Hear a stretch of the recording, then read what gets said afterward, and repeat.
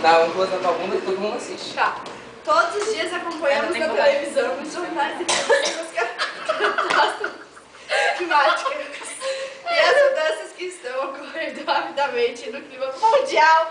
Nunca se viu mudanças tão rápidas como efeitos devastadores. Mayra! Oh, meu Deus! Oh, mas afinal, o que é o aquecimento global? O aquecimento global é um fenômeno climático de larga extensão. O aumento da temperatura média superficial global que vem acontecendo nos últimos 150 anos. O significado deste aumento de temperatura ainda é objeto de muitos debates entre os cientistas. Calma, cara! Deixa eu ler